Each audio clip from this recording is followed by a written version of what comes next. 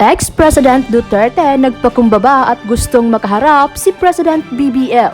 Hindi komprontasyon kundi nais lamang na makausap ni dating Pangulong Rodrigo Duterte si Pangulong Bongbong Marcos ukol sa investigasyon sa SMNI na nag-ooperate sa bisa ng prangkisa ng Kongreso sa Suarez Sub Media Corporation. Ito ang inihayag ni Duterte sa isang press conference kasama ang mga miyembro ng media sa Davao noong Sabado. Giit ng dating Pangulo, hindi siya pinakausapan ni Pastor Apollo Quiboloy ukol rito. Pero nais niyang tulungan ito dahil apektado rin aniya ang kanyang programa na gikan sa masa para sa masa. Dating Pangulo, Rodrigo Duterte, nang sinabi niya na gusto niya makausap ang kasalukuyang Pangulo ng bansa para mapaliwanagan at magkaliwanagan tungkol sa nangyayaring panghaharas, panggigipit sa SMNI at sabi pa nga niya, not necessarily to defend Pastor Quiboloy, but para igiit ang mga tama na paggalang sa karapatan. Thank you, Mr. President Rodrigo Duterte, sir. Napakalinaw ng binanggit ninyo, usapin ito ng mga karapatan, tamang proseso, pagrespeto sa batas, at paggalang ng kapangyarihan sa kanyang mga nasasakupan. Yan po ang nakukuha kong tema niya. At kasabay po doon, binanggit ni former President Rodrigo Duterte na nasasaktan siya na pati ang program niya, na siya yung kanyang parang sa kanyang retirement, sa politika, nagiging kaabalahan niya na makapagbigay ng kuro-kuro, mga opinion at pananaw na napapakinggan ng kanyang mga kababayan, ng ating mga kababayan, na wala din ito. At pati na, yun na ang unang tinarget kasama ng Laban Kasamang Bayan. So, at dito niya rin inihayag, ma'am, sa Davao, sa kanyang pahayag sa media, nilinaw niya na huwag siyang bigyan ng mga malisyusong intriga sa destabilisasyon sapagkat siya ang unang tumututol sa destabilisasyon. At binanggit din niya dyan sa press conference na nasundan ko na gusto niyang ipaliwanag na ang demokrasya ay dapat buhay. At dapat ang mamamayan sumusuporta sa gobyerno para paunlarin ang demokrasya at ang bayan, hindi para kalabanin ito. So malinaw po na may mga intrigang kumakalat at mga panunulsol. At dahil tahimik si Pangulong Bongbong Marcos Jr. sa ganyang mga intrigang kumakalat, minarapat po ng former President Rodrigo Duterte to reach out in public by declaring na willing siya na makipag-usap. Sabi nga niya, hindi komprontasyon kundi pakikipag-usap. Ma'am Lorraine, your take on this?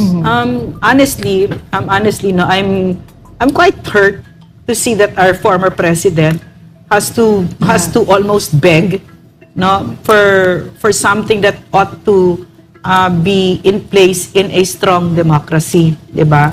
Yung malayang pamamahayag. But for me, what I can see here, Eric, Franco, Ina, mga kababayan, is that it's the CPP, NPA, NDF behind all of this. Kasi nga, ang ganda nung tugon ni President Bongbong Marcos, no? Right away he said, they can dialogue, diba? Yes. But let me just go first to that point where why is the former president, of course for me, the greatest president that ever lived, is highly beloved and highly trusted by a lot of Filipinos, no? Why is he being reduced to having to beg for something like this? Eh, karapatan yun eh. Diba? Kung demokrasya ka na malakas ka, bakit natin kailangan gawin yon? And my response to that is, because nga, nasa lipunan natin, itong mga salot, na mga CPP, NPA, NDF, na co-op nila, nalinyahan nila ang speaker, at nalaso nila yung pag-iisip ni speaker, na ginagamit niyang attack dog, na akala ni speaker may panalo siya doon, pero wala. Wala siyang panalo doon. At syempre, binulungan siya, pag-initan natin ang SMNI. Bakit? Kasi SMNI lang naman ang nagsasalita tungkol sa CPP, NPA, NDF ng maliwanag at nagbibigay ng armas para matapos na talaga ng 100 million % yung mga salot na yan. No? Kasi actually mga 999 million % na silang tapos. Zero active guerrilla fronts. No? But you need information. Mahalagang mahalaga yan. So for me, what I see here, the hand behind all of this ay itong CPP, NPA, NDF. Kasi maganda nga yung tugon agad ng ating sitting president, si President Bongbong Marcos, that communication lines are open, which is very, very good. You know, I mean, sino ang magbe-benefit doon? Ang taong bayan, when you see that our president is that way, no? Because what that translates to is that this is a strong democracy. This country is strong. that the president can open, his doors are open to the former president, and there is this unity that we speak of, that we've always been wanting for, na ang author ng disunity at paninira at divisiveness sa Pilipinas ay ang mga demonyong CPP, NPA, NDF. Gusto nila nag-aaway-away tayo. Gusto nila na binababoy natin si Speaker. Gusto nila binababoy natin ang President natin. Gusto din nila, habang binabati nila yan, habang kausap nila yan at ginagamit nila. No? So, ganyan ang sitwasyon natin sa Pilipinas ngayon. So, napakaganda pag tayo ay nagsasanib puwersa and when we close ranks, kaya napakahalaga ng information kasi natuturuan kayo kung ano yung nangyayari. Kasi what you see in front of you is not what's apparent, is not really the true thing, di ba? Ay, akala nyo, si President Bongbong Marcos ang bad guy dito. Hindi. Ang bad guy dito, si PPNPA, NDF. Ba't ko na naman yan? Ang ganda ng tugon niya, agad-agad, di ba? Agad tumugon siya. So, ito yung nakikita natin dito. CPP, NPA, NDF, yan ang kaaway natin. Pero tayong lahat dito, meron mga political na kanya-kanyang ayenda na inaalaw yon sa isang demokrasya. Yes. What are unprogrammed appropriations? Ito po ay hinahawak ng DBM, and it should be made part of the national budget, which is the General Appropriations Act. Ang national budget po natin ay ginagawang batas yan, kung kaya't kailangan sundin. Ngayon, may mga nagtatanong, bakit daw idudulog ni Senator Coco ang appropriation samantalang exclusive daw na karapatan ng Kongreso gawin yan? Nakakaloka.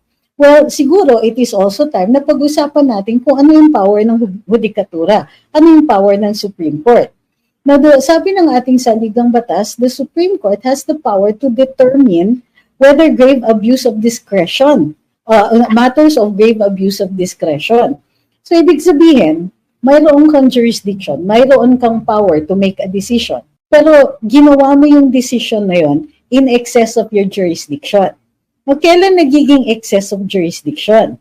Yan ay kapag walang lumampas ka sa standards, you exercise that discretion in a whimsical manner, walang katuturan, or inignore mo kung ano yung mga guidelines for making that decision. Okay, so, kaya may power ang Supreme Court. It isn't the power to make appropriations or even to modify appropriations. Ang power nila is to determine kung may grave abuse of discretion sa pagpapasa ng General Appropriations Act. So yes, magiging respondent dito ang Senado, ang Kongreso, at ang Pangulo. These are not criminal cases. Ibig sabihin, kaya dinadala ito sa hukuman para questionin kung makatarungan ba at ayon sa ating saligang batas yan. Kung hindi siya ayon sa saligang batas, then in excess of jurisdiction at may grave abuse of discretion. Okay?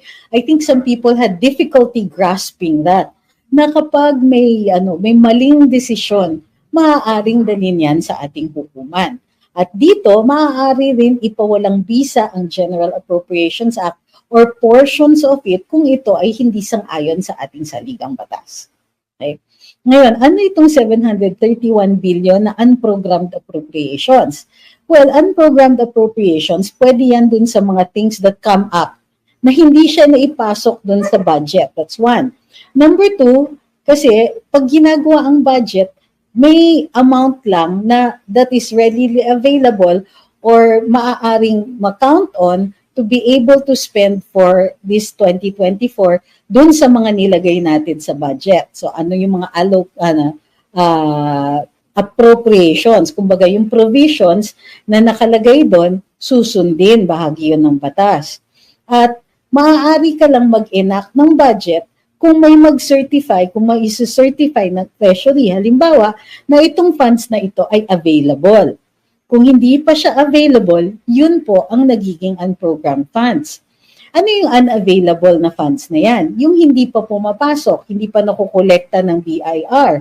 O kaya, yung BIR nakaset ng goals, pero lumampas sila doon. Malaki kita, malaki koleksyon. And therefore, yung excess na yon, papasok pa rin yan, that becomes now an advanced approval, ina-approve na yung paggamit niya for other projects, o basta meron na siyang appropriations. Basta kinikilala na ng ating gobyerno na may budgetary allocation na nangangailangan ng pera na yon. So, this is money that is still to come in. Now, maaari naman kasi ma-predict more or less kung magkano yan. Pero merong iba talaga na hindi mo inaakala. No? Halimbawa, the government is involved in some litigation, nanalo sila, may pumasok na pera, bunga ng pagpapanalo nila dun sa kaso. Okay? So, ibig sabihin nito, now, what is the problem with this? Now, sa National Expenditure Program, 200 billion ang nakalaan sa unprogrammed appropriations. Pero, ang daming dinagdag. So, umabot yung 200 billion na yan to 731 billion. Ayun, ang sinasabi ng DBM ay hindi naman ganyang kalaki. Kasi yung 300 billion dyan ay para sa DOTR. Pero hindi yan expected, hindi yan pupondohan galing sa yung taxes or revenue na padating pa lang. Pupondohan yan through a loan. And therefore, hindi dapat kinakount yun. Ito yung tanong. Bakit nyo sinama sa unprogrammed funds? Kung hindi naman pala siya dapat pinapasok doon. Nakalagay yon sa National Expenditure Program. Pero ang sinasabi ng DBM, hindi naman siya talaga kasi kasali doon sa unprogrammed appropriations. Eh hindi naman pala, and yet naglaan, kasama siya doon sa pinaglalaanan na 731 billion. Ngayon, bukod pa dyan, yung iba, about 300 billion of that ay siningit during the BICAM. Ano ibig sabihin nun?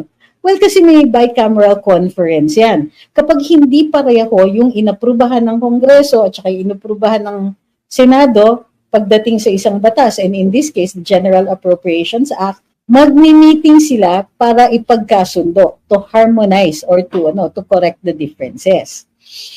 Ito yung problema. May mga dinagdag dyan that never went through a discussion on the floor. Walang mga debate yan sa plenaryo, walang debate yan sa mga komite, walang ganun. Ano ibig sabihin nito? Ibig sabihin, there could be, yung may mga singit-singit dyan that never went through a public discussion. Walang transparency. Okay?